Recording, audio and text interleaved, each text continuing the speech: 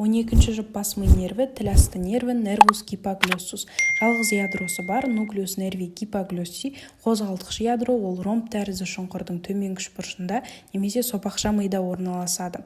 Бұл ядродан шыққан нерв бас сүйектің ішкі негізінен каналис гипоглоссус арқылы шығады. Осы каналдан өткеннен кейін бірінші беретін тармағы беспен көрсетілген тілдік тармақ рамус лингва деп аталады. Тілдік тармақ өз кезегінде тілдің төрт бұлшық етін иннервациялайды.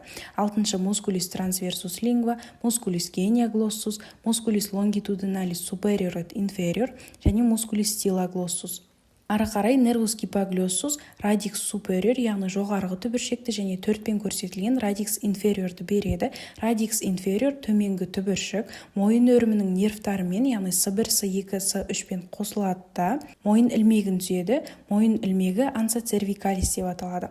Ал бұл мойын ілмегінен шыққан тармақтар мойынның бұлшық еттерін иннервациялайды. Мойынның, яғни тіл асты сүйегінен төмен орналасқан ортаңғы қабат бұлшық еттерін иннервациялайды. Олар мускулис тирогеидус, мускулис омогеидус, мускулис стерногеидус және мускулис стернотиреидус деп аталады.